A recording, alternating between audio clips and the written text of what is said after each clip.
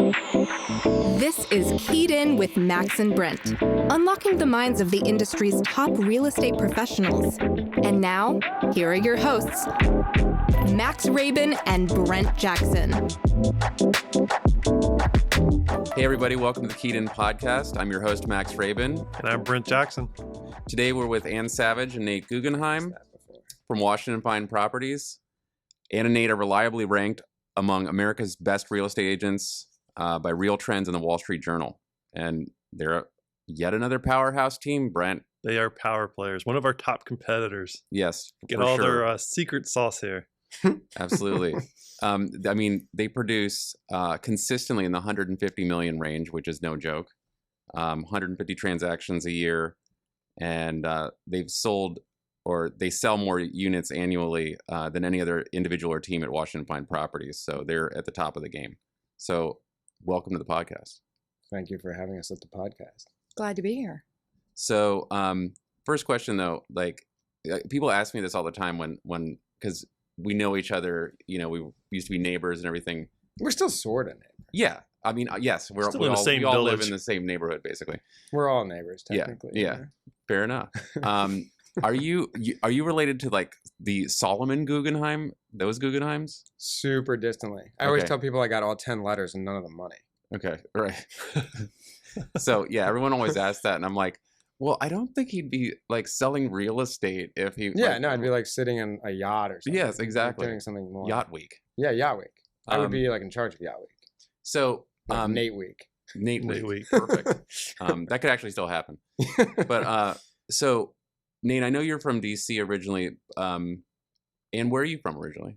I grew up in the Midwest as a little girl. Okay. I lived in northern New Jersey for middle school and high school, and then came here right after college. So I've been in Washington since about the mid-90s. Right on. So how did you guys first, each of you, get into real estate? Like where did you start in your careers, and how did you get into real estate? So I started selling building services and sold that for about 10 years, a little bit of that, a little bit of telecom, and then bought my first house. And I thought, oh, I can sell these.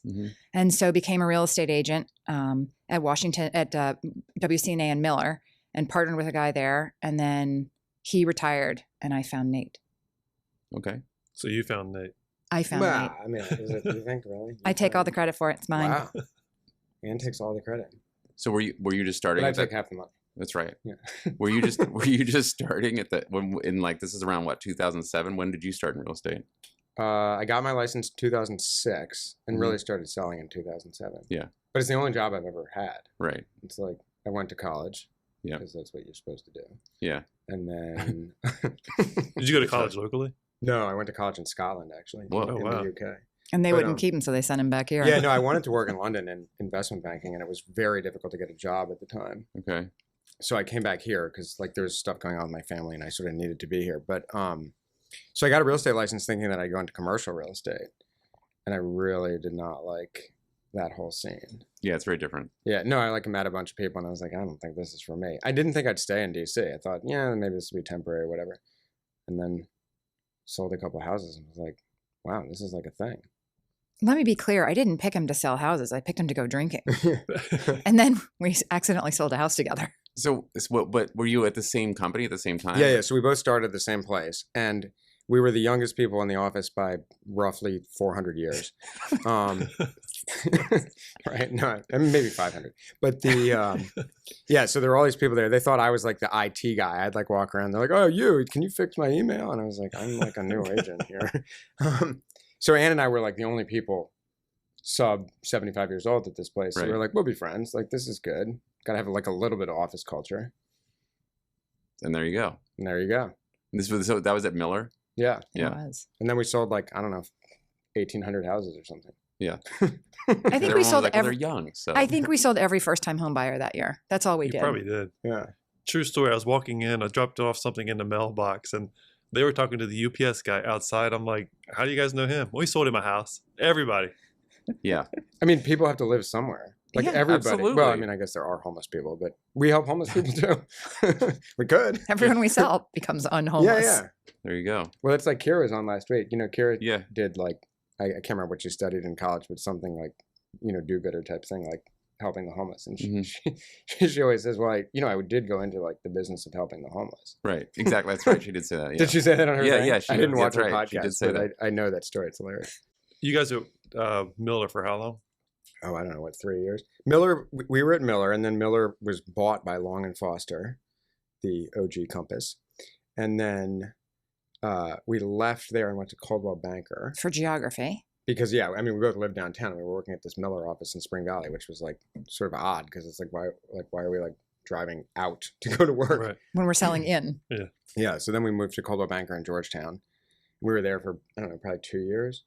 And then we were doing a deal with one of the agents at WFP, and one of the principals called Nate because there was some trouble in the Well, no, transaction. it was hilarious. We were doing this deal with this other WFP agent, and the deal was like falling apart, and it was like a big mess and all this kind of stuff. And I get this voicemail from one of the owners of WFP, and I'm like, oh God. And I was like, I bet this guy's calling to like be really angry about this deal that's a mess.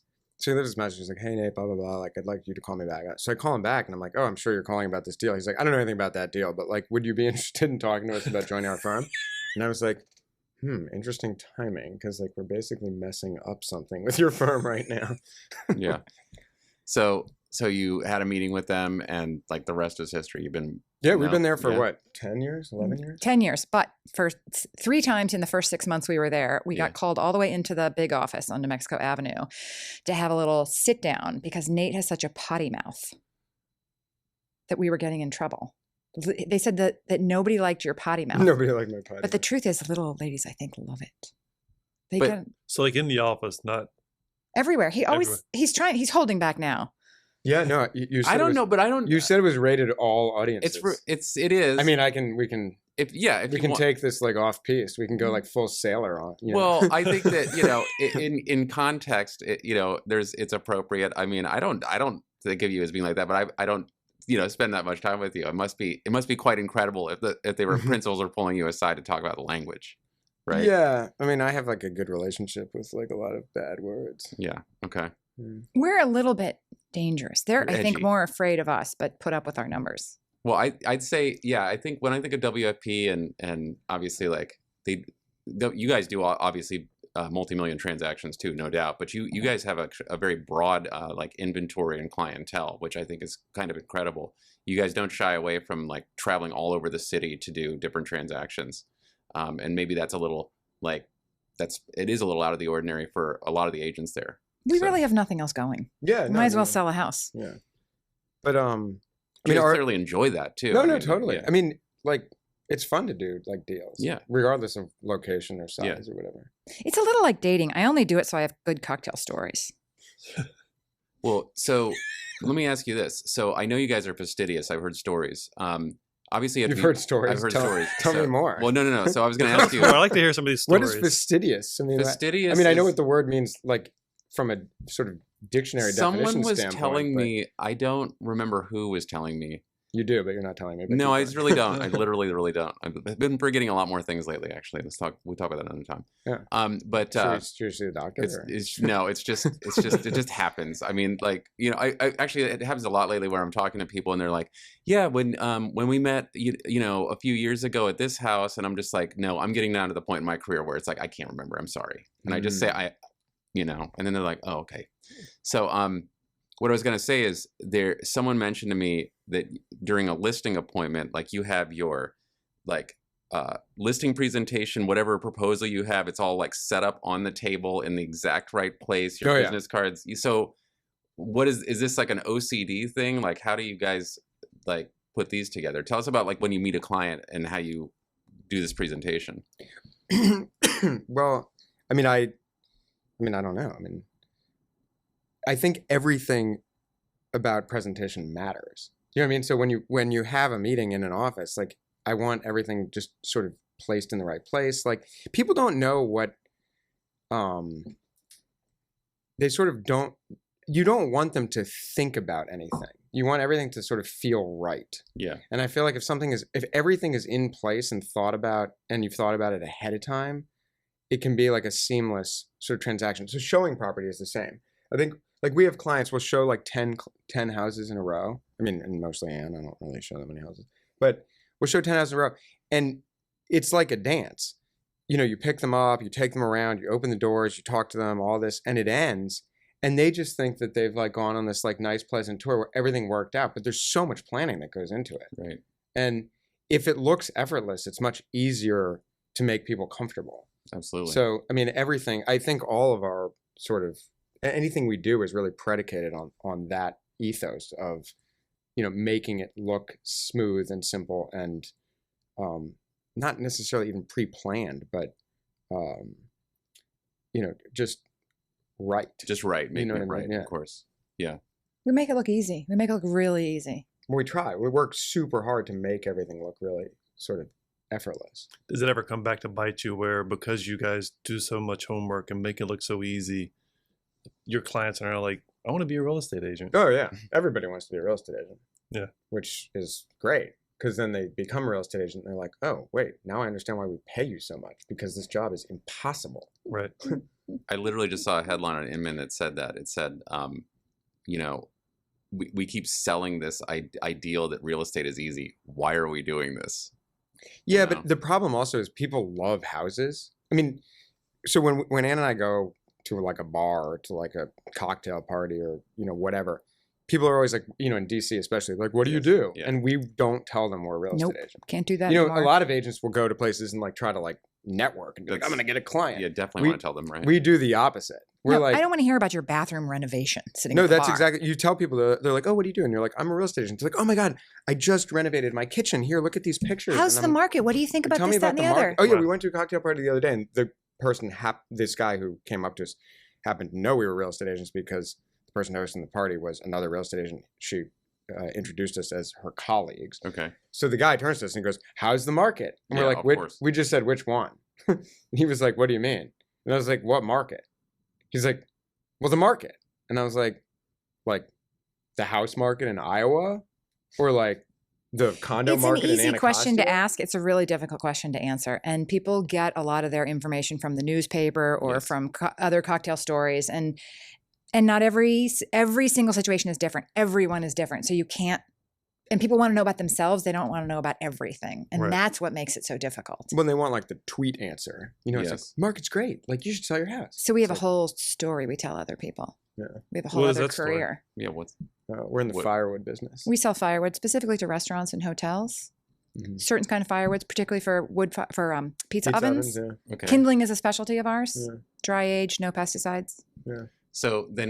So obviously, you're slightly facetious here, but No, you- no, you we literally actually do. Oh, we this? do it all the this. time We in do the it when- bar. if we're at a bar at like a restaurant in town or something. Someone says, "What do you guys do?" We tell them we sell firewood. Then I think you should actually start a firewood business because you It's a guys are side clearly hustle. salespeople. You could probably pick that business up too. I don't have for time. your job. Yeah, but I don't. I mean, is the firewood business profitable? It doesn't seem like it could be that profitable. I don't know. Maybe If because you're getting your wood in Iowa, maybe. yeah. I don't have time for anything. Last year, I showed 2011 properties.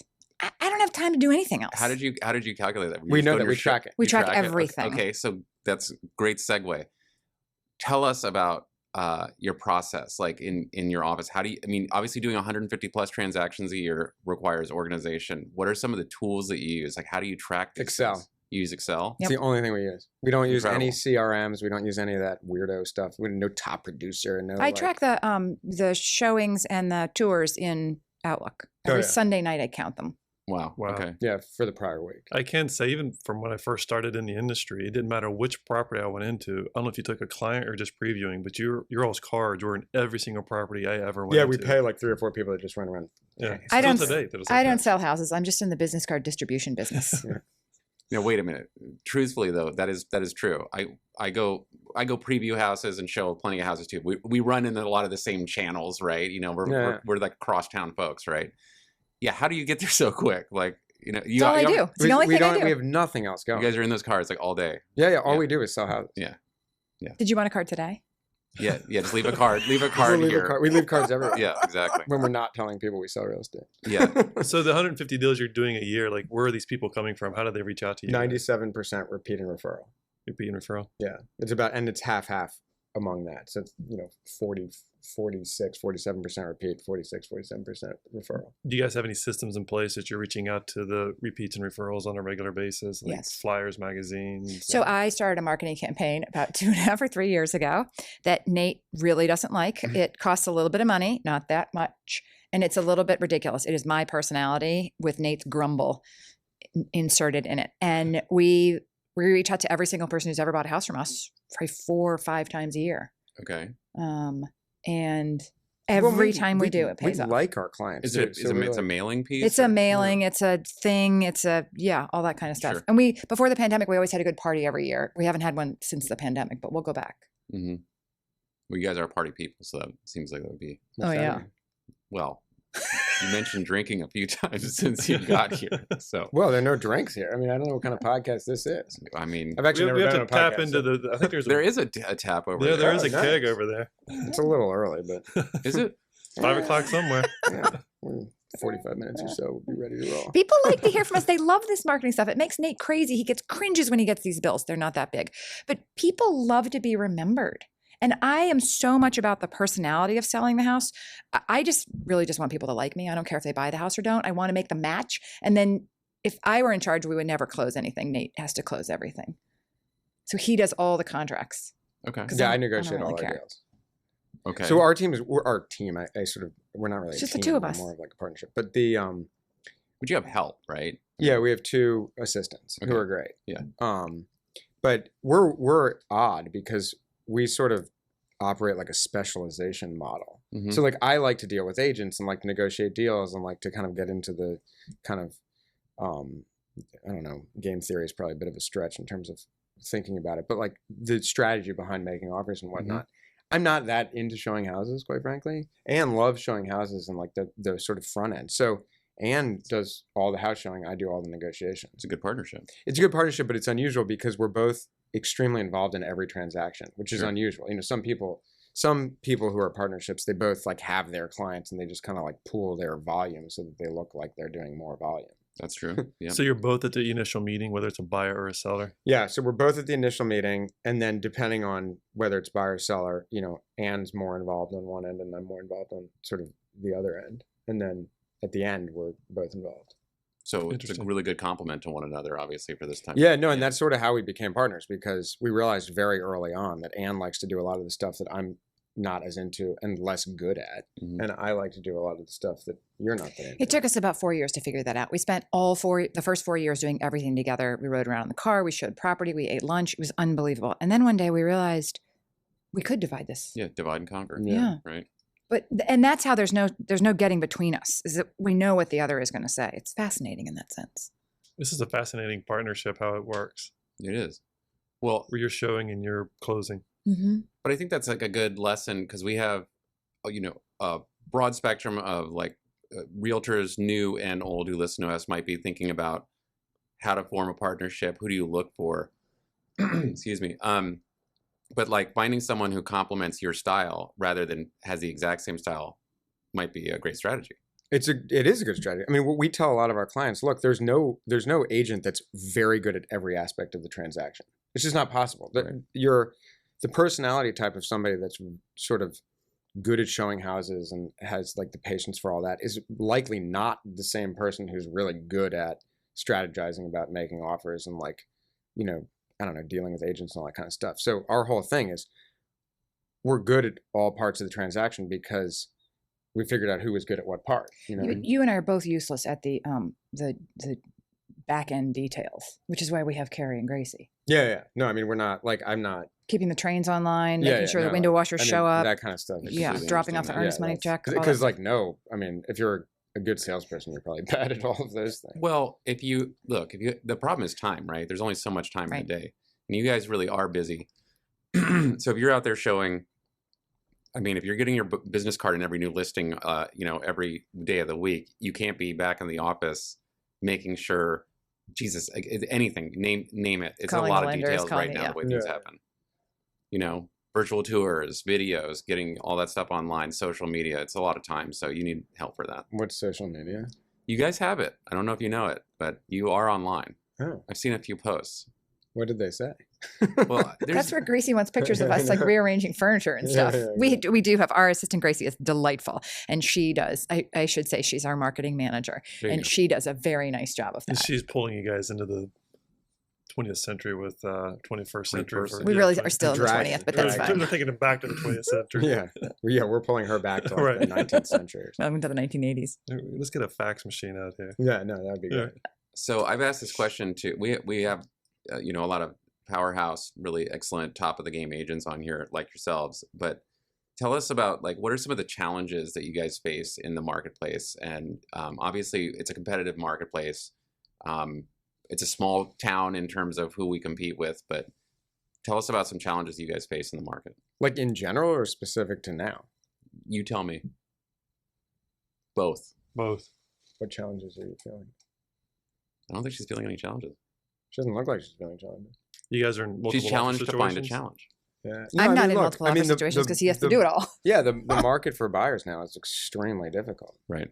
So I mean, that's the biggest challenge is winning, and quite frankly, it's hard because obviously, whatever buyer is willing to pay the most for a house with the cleanest terms or whatever you want to call it is going to win. But it's super difficult to explain that to buyers, especially when the people winning are behaving in what seems like an irrational way.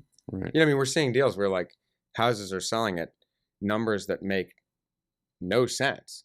I mean, to the point where you kind of wonder, why is this person buying this house? They could have bought a different house at that number. Right. So it Yeah. doesn't make any sense. Right. And going back to your buyer and saying, oh, I'm sorry you lost by $500,000 because a crazy person was willing to do something crazy. Yeah. That's probably the biggest challenge is explaining irrationality in the market. I think that's exactly the question of when you run to somebody at the bar is how's the market? Well, which market? I mean, Mhm. I assume you own one house, you're trying to buy one house, and that's really all you care about. If you're looking for a $2 million house, you're not looking at one bedroom condo. So you don't want that answer. And that's, I think, the struggle when you're selling something. People read the paper, they hear from their friends, and they're like, why is this happening this way? Why is this so abnormal? And asking us to predict the future. That I am not capable of that. Yeah, that's actually, that might be the biggest challenge is a house comes on the market on a Thursday morning Mhm. and 22 minutes after it's come on the market, having not seen it, we get a I've call seen it. from a client. Well, Anne may have seen it. She probably just dropped off a card. She just That's like right. threw it through the mail slot. That's right. But having not seen it, the client will call, what's that house going to sell for? And I'm like, I don't know. Right. And then they get frustrated. Well, aren't you the expert? And I'm like, I haven't even seen the house. I don't even know what we're talking about. Yeah. That's hard. The predicting the future, or this expectation that we're supposed to be able to predict the future, is very, very difficult. So you guys are on the winning end for a lot of deals. Obviously, you've got clientele who trusts you and they've come to you looking to complete this transaction in their lives. And you're dealing with these multiple offer situations right now that are completely irrational. It sounds like you're pretty honest with them about these things. I mean, honesty is like the only thing the only thing you can do is be honest. Right. I mean, if you're dishonest, that's bad. We also try to be very transparent and manage expectations. I mean, expectation management is 99% of this business. It's like, Communication. yeah, For sure. So how do you answer the question when someone comes to you and says, what should I pay for the house? What is it going to take for me to get it? Like, how do you handle that response? So I usually say to clients when we're writing an offer, we need to calibrate what you need to pay for the house with your desire to buy the house. And they're like, well, that's obvious, but it is fairly tautological. But the reality is, I'll say to them on a scale of 1 to 10, 1 being, yeah, I'm interested in buying this house, but let's make an offer. If I get it, I get it. If I don't, I don't. 10 being, I will jump off a building if I don't win this house. Tell me where you are on that scale, and then we'll talk about how we should make the offer. Because it's not about winning; it's about knowing at what point you want to lose. And that's what I feel like you have to get out of the buyers, an understanding of what is, what's where they want to lose, because if somebody says, look, here's $1 million house, that's going to sell for $8 million, the buyers are going to be like, well, I'm not paying $8 million for this $1 million house. That's interesting. You flip it. It's like, not where do you want to win? Where do you want to lose? Yeah. And then that's your line. It's calibrating. I always say on that scale of 1 to 10, and nobody's ever a 10 and nobody's ever a 1. Sure. But you have to sort of start somewhere. I mean, most of our buyers are between 6 and 8. we had 110 years ago. We had a guy who wanted to buy something in Logan, and he basically said, "I don't care what it takes. Make this house mine." Yeah. And it was a very unique house, and he won. And occasionally we have people that want to sort of lob offers out there and whatnot. Those are usually investors. Yes, of course. But most people kind of land in that 7 to 9 range, 7, 8. That's the most frustrating part, is that the expectation someone tells you and what they're willing to do to win the house is often not in alignment with the answer of the house. So that sometimes people say, "I really want this, I'm ready to go." And we say, "But that's not a winning offer." And they say, "Well, I'm gonna try it anyway." And then they're upset they lost. I'm super upfront with people. Right. And I'm a big phone guy. Like I don't like, we don't like text messages. we don't, I mean, I won't text our Yeah. clients. I mean, it's just not an option. I think he actually puts that in It's the in your description. signature line. It's in everything. And that phone number won't take a Yeah. text. Well, that's the other thing. It's like, we can come back to this or talk about it now, but like your phone number's nowhere really. It's like trying to find your cell phone number. It doesn't exist. It doesn't exist. And like, it's a thing in our office. Like, how do you get a hold of Nate? And I'm like, I don't But I know, just always send pick him up an the email. phone. But the phone's never And not I'm answered. super fast on the email. Yeah. And yeah, exactly. I mean, but if you call our office line, it rings to my cell phone, it rings to my desk in my office, it rings to our assistant, it rings Right. in multiple places. So at the same even time. while we're here doing this, that phone is answered. Yeah. Sure. Always. It's super important. I think the phone is people talk about tools and CRMs and this and that. We have one tool, and it's called the phone. Right. It's the only thing that matters. Yeah, I agree with you. I'm still a phone call person too. Yeah. I've become more so lately. I'm kind of the texting thing. I think it's amazing because you really have never done the text thing, but the texting world, the world of trying to do any kind of business or chatting, It's crazy. It's annoying. It Doesn't make any sense. Yeah, You can get more done in a 3-minute phone call than you can in 5 hours of emailing or texting. without a question. But so I'm a big phone guy. So I prefer to talk to all of our clients on the phone and talk about stuff. But I also generally follow up every phone call with an email documenting what we talked about. That's good too. Because if you say to someone on the phone, we talked about this. You said you were a 7 on this scale. This is the offer we're going to make. As I said on the phone, I don't think that this is a winning offer, but I think it's certainly worth putting in there. Then they can't come back later and say, "You told me this was a winning offer." It's like, no, in real time, we talked about how it wasn't, and I followed up with an email telling you it wasn't. I really like a written record of a phone call, but the phone call is the most important piece. Right. This is a very interesting process point for the extremely busy agents like all of us. It's a lot of work, but it's worth it. Is it though? It might save your ass in a conversation later. That's Totally the whole point saves of it. your. Everything is expectation management and preparation for some future point. Mhm. That's how everything is. Yeah. And if you do all of those things and you're consistent about it, and that's sort of what your process is, and you I mean, at this point it's all second nature. I mean, the way Ann shows the house, the way I have a phone call, Sure. it's all, I mean, we've done it so long, It's it's like experience, yeah, a lot muscle of it. memory.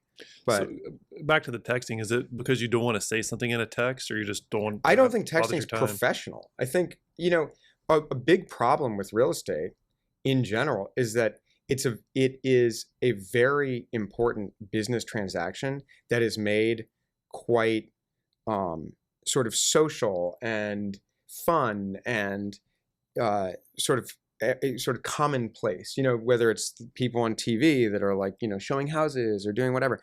But the reality is it's the transfer of tens, if not hundreds of thousands lot of of money. dollars, if not millions of dollars. These are legal contracts. They're, while most things don't end up in a courtroom, they can.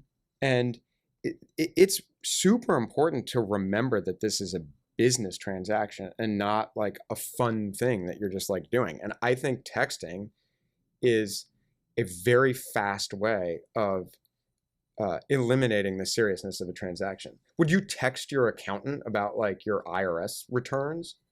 I think I have. No.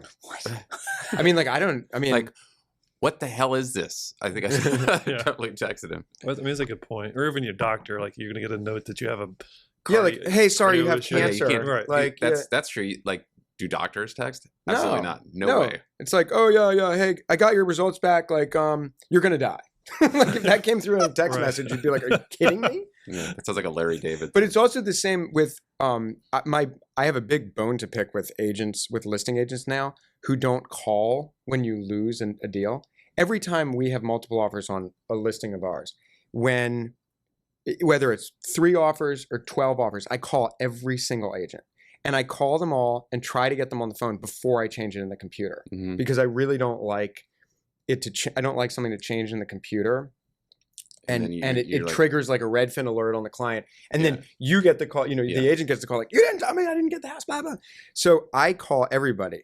And when other agents don't call me and they just send me an email, it's like, sorry, you lost. It makes me crazy. It boils my blood. And they're like, and I'll call them. And I say like, you didn't call me. And they're like, well, I'm very busy. And I'm like, I promise you're not as busy as I am. And A, and B, and I usually say this, if you're a doctor and you're like, performing surgery on a patient and the patient dies on the table. Do you just like shoot an email to the family saying, hey, the guy died?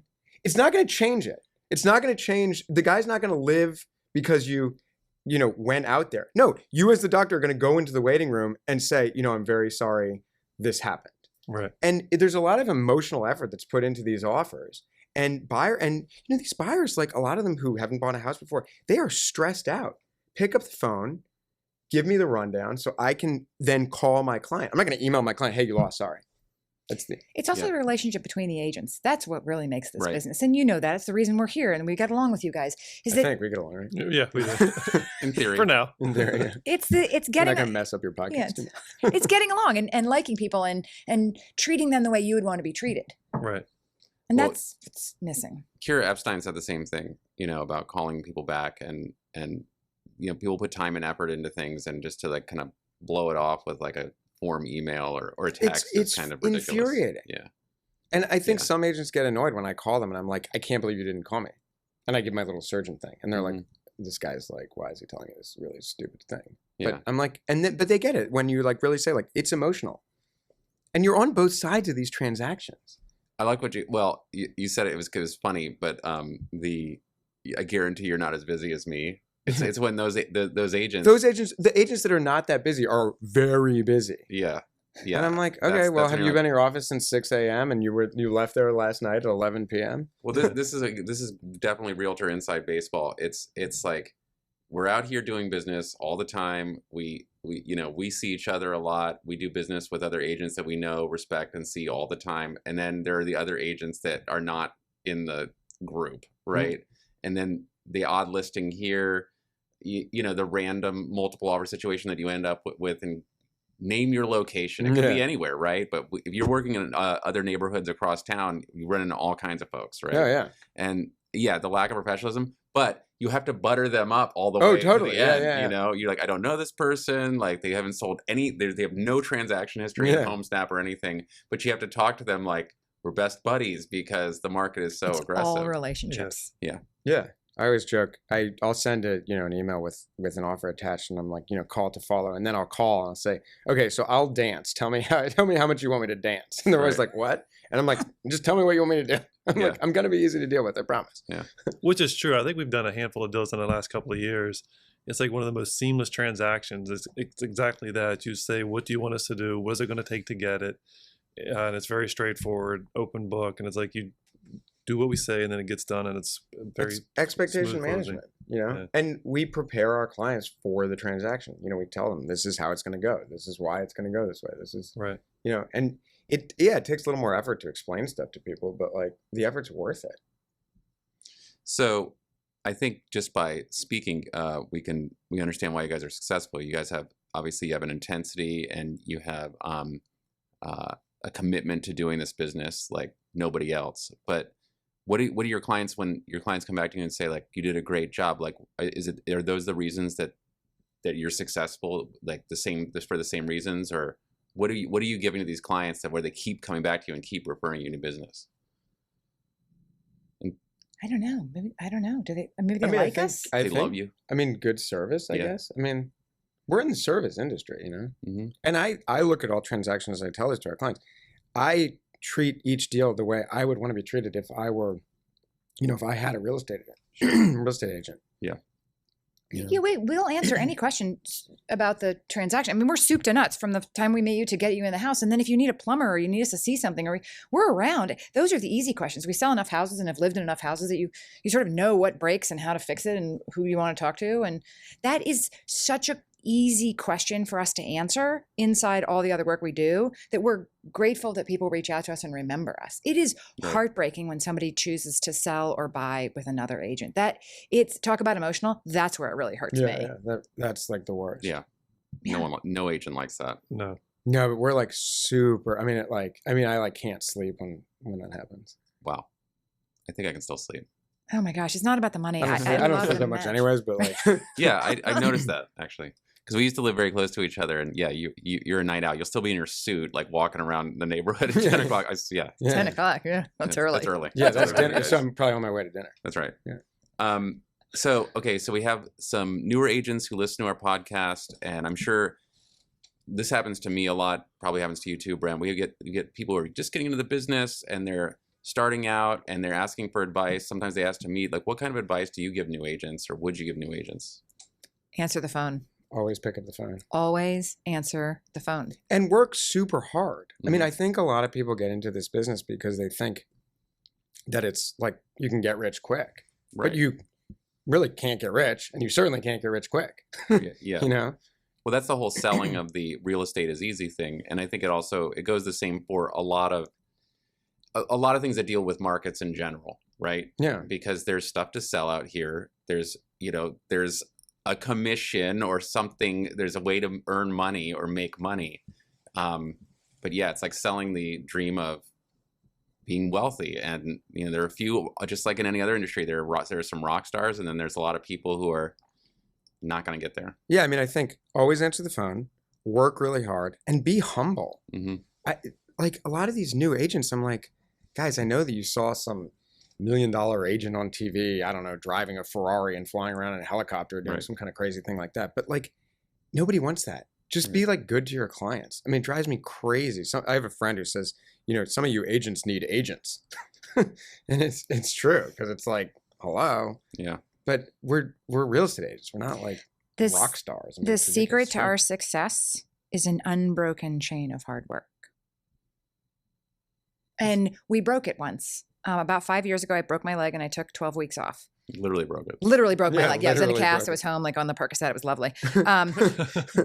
And we can show you that year in the numbers, and it wasn't pretty. And then Nate said, you have to go back to work. He's like, 12 weeks are over, get to work. I went to Italy. I was like, you're back. I'm out.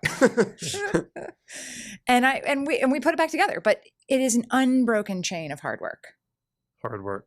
Yeah. No, and I think new agents just need to understand that if you work hard consistently over a long period of time, you will be successful. So you guys have really strong local branding with your names. What is your short and long term business plan at this point? Just selling houses. Just keep selling houses. Yeah. Yeah. I'd love to show houses. It's sanctioned snooping. Why wouldn't everyone want to be in this business? I always think of it as like, to me, I've also been doing this for a very long Yeah. time. It's like, and I'm from DC also. It's like putting together a giant puzzle to me always. It's Yeah. like seeing all of these houses, seeing the evolution of these locations. It's always new to me. I don't know why. Well, because everything's changing. Yeah. It's an evolution of a marketplace. Yeah, yeah. And DC is, a fun city because it has changed so much over the years. Right. And then it has the overlays of, now I have to have white cabinets and white countertops. And now I Mhm. have to have, we're coming off stainless steel appliances. It's amazing how pervasive that is. People have to have the new stuff in the new areas. And they're going to go back and buy an older neighborhood like DuPont Circle. They're like, well, how come the counters aren't white? I'm like, because people have been living here for a while and they don't Right. need new countertops. Yeah. Yeah. It's just fascinating in that sense. So tell us about a crazy deal that happened. Tell us something out of the box here. We sold a cute little place in DuPont, and before the transaction was over, the seller died. So he couldn't sell it because he was dead. Yeah, but it was weird because there were no heirs and there was really no estate, so it had to go through DC probate. Mm-hmm. So there was nobody to sell it. So it was in sort of purgatory. But we were under contract and ready to go and had paid the earnest money and done the inspection. yeah, So but you guys represented the buyer. The buyer. yeah, we represented the buyer, and it was like in purgatory for 2 years. So the buyer stayed with it? Well, the buyer ended up not buying it, but there was nobody to release the transaction, so the contract couldn't be released. But it also couldn't sell because there's nobody That's bizarre. nobody to convey the deed. Mm-hmm. And I don't remember who ended up I think all of the property is sheeted to the state, if I'm not mistaken. I think DC. And then I think foreclosure came and got it. Yeah, Because there was a and- loan on it or yeah, something. it ended up. It was weird because obviously the guy died, so we stopped paying the loan, and it was this very complex thing. I mean, we were out of it by this point, but it took about 2 years before there was, I think, it was a judge at the end that actually Mhm. was able to sign the release. So- And our client's escrow deposit was in an escrow account for 2 years. For 2 That's years. bizarre. Wow. It was really bizarre. How much was the escrow? It wasn't a lot. It was like 10 grand. Or Oh, something. okay. But it was. I mean, it It was. was meaningful. It was. You Yeah. figure, I mean, right. she wasn't exactly happy that this money was sitting in an escrow account Well, for 2 years. You guys remembered it, so it must have been quite something. Well, it was weird It's because it monkey. was one of these deals that, we never sold it. So we actually never, and she ended up leaving town. She moved to Chicago, that Right. buyer. So So she never bought it. she never bought it. So, I mean, it was 2.5 years worth of work that never resulted in any actual payment to us, which was fine. But it was kind of hilarious because on a monthly basis, I had to check in on this weird sort of purgatory deal. Right. Wow. I have another question. It's like kind of like niche-y, but I see your guys' cards everywhere from like kind of like our bread and butter, like Cleveland Park to Capitol Hill, all points in between. But do you guys ever go like to Maryland or Virginia? Oh yeah, we sell. I mean, our business is about what we track this, and I don't have it with me, but it's about 60% DC, probably 25% Virginia, and then 15 is what's left. 15% Maryland. But we're everywhere. We've sold as far into Maryland as Baltimore and all the way to Purcellville. To be totally honest, so I get calls for all kinds. You see me all over the place too, Yeah. location wise, and so Usually on the street. yeah, usually just on the street in Georgetown. But no, definitely like in terms of when you're following up on things, you're looking at listings, and you're like, oh, there's Max Rabin, oh, there's Nate Guggenheim. You know what I'm saying?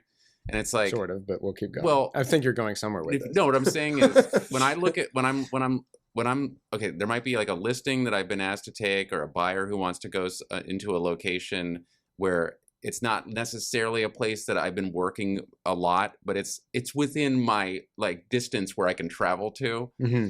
I'll think like, well, let me just see who's doing business over here, see what's really happening, not necessarily what is happening, but who is Mhm. over here. And I very often find your name, both of your names in some of these Never locations. my name. I am under the radar. Well, it's I just have to try. say though that I'm like, well, if Nate's over there, then I'm over there. I've done that many times, and it's Nate can definitely do it, I expanded can my do it. horizons. Yeah. So Yeah, guys no, don't we shy away sell from that. all over the place. It was an Anacostia I actually this like morning. selling in Virginia because I think that Virginia is the best contract of the 3 contracts we use. well, it's very straightforward. It's just so much better. Yes. Yeah. I agree with that. This is an interesting one. How do you guys want to be remembered in the real estate industry? Oh, it's having done right. Yeah, I mean, I think as being an honest and like forthright agent who's easy to deal with. Right on. I mean, I think honesty is like kind of the most important thing. Yeah, I don't have to win, but I have to be good for where I am, Right. having done the right things. Hmm. Yeah. Love that.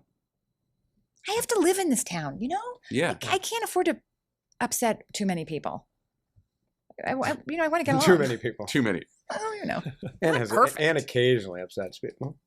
Nate suggested the other day I was going to meet someone and eat that person. I was like, Meet them and eat them. Do you want to? That's You're good. I'm good. Okay. I mean, it is enough of us, isn't it? It's Oh, very good. I think it's You're great. like, Yeah. It's very good. I think it's He's I'm great. fascinated by that. He's Our whole good. team is fascinated by like your whole cell phone situation. I It know. fascinates everybody. It's Yeah. kind of hilarious. People are like, I don't understand. So like, you don't have a cell phone? And I'm like, that's not what I said at all. I'm like, of course I have a cell phone. It's just like you're not the conventional like text me or hit me up yeah. But also like, it's super important that the phone gets answered. And like during this, like who's answering the phone? Right. Somebody. But like, I mean, my phone hasn't rung because it's not ringing here. It's like turned off here. It's Do you ringing guys somewhere have else. a call system where it's like it rings you? You just said like, and then like 4 or 5 other people, but does it stop at a certain time, like 7 p.m. So or 9 p.m.? during business hours, and I probably should not admit this, so 9 to 6 every day, my main phone number rings to 3 phones. My cell phone, the office, and Carrie in our office, Carrie who works with us.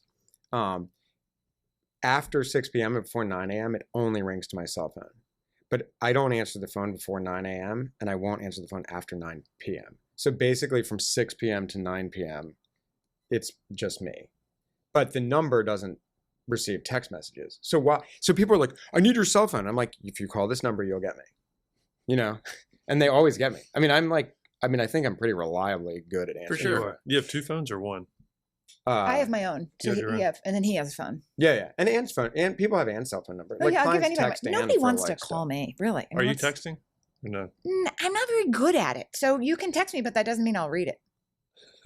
Well, that's the problem with It's the text message. irritating. I'm like super into email. I like love the email. It's Mm-hmm. like kind of like my favorite thing. Mhm. So, you know, you can sit down at the computer and file emails and respond to emails and you know what's going on. A text message, you can't do that. And there's only one location really that it exists. So it's like, how do I have to be on this tiny little device. I don't like typing on a phone. Right.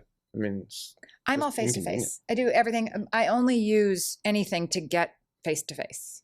So I only use text for like I've driven up, get in the car. Right. Everything else is email. Here's what we're going to see. But everything is, I need to see you see it yeah, I like talking on the phone. Ann likes being in person. face to face.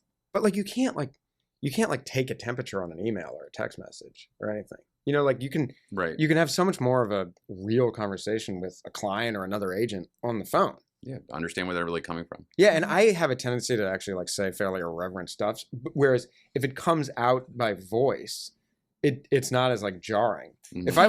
If I wrote some of the stuff I said, oh You'd my be like, god, who is this asshole? yeah, this guy's like crazy town.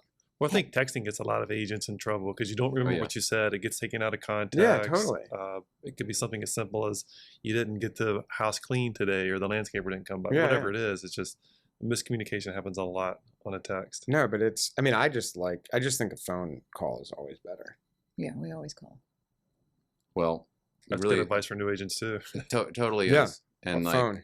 you know, as with a lot of our guests, like, you know, just hearing you talk about stuff like as straightforward as that, the level of professionalism is just, it's like a breath of fresh air for us. We love Yep. it. So Well, now we have to go fuck up a deal or something. yeah, absolutely. Like literally walk out the door and screw something up. Just royally. totally. Just There goes yeah. our rating. Yeah, exactly right. Great. Well, Ann and Nate, thank you so much for coming on the podcast. And you've given us some great stuff about your business. Now Brent's going to hit you with some rapid fire questions. Rapid fire. Rapid fire. So, what is your all's favorite restaurant or drinking spot? Oh God. Clyde's in Georgetown, Oh yeah, we go to Clyde's all the time. including last night. Yeah. That is so old school. Yeah. We're Clyde's pretty is- old school. Yeah, we go there a lot. I mean, Table but they're- 401. yeah, 401 usually. That's a place. No, It's a table at the- 401 Oh, is at the Clyde's, the yes. table number Oh. we like at I was Clyde's. like, wow, Yeah. We just I come in don't and get tell out the, much. we tell the new kids what table we want. Yeah, we walk in and they're like, "What's going on?" We're like 401, please, and they're like, "How do you know the table numbers?" 401. That's cool. Do you guys have a favorite drink? Yes. Oh, no wine. I'm a big wine guy. Everybody Like did. wine, yeah. What do you call it when you don't drink in January? Dry January. I did tequila January, and it was pretty good. So I am still on And, tequila. Anne's recently switched to tequila, which is interesting. 2022 tequila. Okay. Do you guys have a favorite building in DC? I know you've been into all I of was them. going to say in DC. or- In DC. Oh, the Colonnade. Oh yeah, Anne loves the. I love the Colonnade. Colonnade. Can't wait to be old and live in a Colonnade with all the other elderly real estate agents. Yes. No offense. Favorite building, like whole building or like structure? I mean, my building. my favorite sort of structure in DC is probably the Belgian ambassador's house on Okay. Foxhall Road. It's All not right. really a building, but it's. I mean, I guess technically it's a building. But it's not Well, I like what you said about the colonnade, though, because you were when we first started the discussion, you were talking about how the other agents were 400 years older than you. You know that comes around, right? Oh, It yeah, does. yeah, oh, yeah. absolutely. That's So- fine. And they Yeah. all live in the colonnade. Yeah, right. That's yeah. fine, I'll be right in there with them, Ten yeah. agents in that Yeah. building. So, question number 4. You talked about like a bad experience. Do you guys have a favorite home or condo that you guys have ever sold? Like one that just sticks out. Like, man, I love that place. 1901 24th Street. Oh, yeah. It was an absolutely stunning house, and it was redone by Ferguson and Shamamian, which is like a New York architecture firm, and they just did an incredible job. So that's a California on 24th? On the northeast corner. Mhm. It's just such a great house. Nice. I don't Same. think I have a favorite. It's certainly not that house. It's just a good house. So, last question here. Market's been very strong the last couple of years. Any predictions for the rest of 22? No, what did we just meet at a bar? I Yeah, sell firewood. No, but also this is Right. exactly what we talked about. What's like the most frustrating thing is when a Prediction. client tells you to predict the future. How much will my house be worth in 5 years? Yeah, exactly. Should I mean, say. the market's difficult right now. I'm confused. I mean, with the stock market jumping around and interest rates going up, I don't really understand how these escalations still exist, as sort of crazy as they are. I'm not confused. I am down inside the grass and in the weeds. If you like the house and you can afford it, let's sell it to you. This is about a happy life. Are you and your significant other and your children and your family and your pet or whatever, is this right for you? I don't care about the stock market and the real estate market and the price of groceries. Oh my God. Edit that out. Anne does not care about the real estate market. But I care But that in people terms are of- happy in what it is. Yeah, in terms of like the real estate market, what's happening in the market? I understand what you're saying. Yeah. You're like hyper. It doesn't matter. Yeah, at the end of the day, it's like Exactly. you need Who cares somewhere to what live. You're gonna need Georgetown somewhere to or- live. Yeah. You're either gonna buy or you're gonna rent. Yeah, and So, I find the right So house for what people, works and then I is- hand yeah. them to Nate, and then he figures out if they can buy it. But I only care about the match. Did I get the right thing for you? That's what makes me tick. mhm. Yeah, I so don't to really answer your care. question, people will still live in houses at the end of this year. There you go. Yeah. Prediction. Prediction, Sure nobody, to go yeah, wrong. everyone will Everybody's gonna be continue. homeless. Yeah. Living under a bridge. Yeah. Well, again, thank you so much for coming on the podcast. Really appreciate it. Thank you. And love your company also. We always give a donation to the charity of your choice. So if you'd like to give a shout out to any charity, Kennedy Center, Kennedy Center. Mhm. All right, right on. Oh. National Symphony Orchestra, There you go. like specifically. Okay. NSO. NSO, I'm a big NSO guy. Right on. Thank you guys. This was delightful. Thank you Really guys. appreciate it. It really was. Should we give a charity to like someone of your choice? You can. I feel like Sure, we'll that's give you. We'll do that. like it doesn't make sense. Do you have a You're the one charity who of invited choice? us to the podcast. We should be giving the charity. I know, really. End Street Village is usually that's my Okay. go-to. Done. We'll do that. Awesome. That's really sweet. Good deal. And Nate will do it in like 5 minutes, and you'll have the receipt. He's like he Well, operates I like mean, do you need the receipt? You don't need No. the receipt. that. No, but you know what I mean. Like he'll. You need the receipt. I know. I need the receipt. Don't worry. I'll I don't keep deal with the receipt. receipts, obviously. Apparently, I'm in charge of receipts. Well, you guys, thanks. That was great. Thank you. This was Cool. really fun. Thanks for listening to Keyed In with your hosts, Max and Brent, unlocking the minds of the industry's top real estate professionals. For more information on selling your home, find us online at KeyedInPodcast.com. Remember to subscribe to Keyed In on Apple Podcasts or wherever you like to listen to podcasts. Follow us on Instagram at Keyed In Podcast, at Rabin Max, and at Brent E. Jackson. And follow Max on TikTok at MaxwellRabin_properties.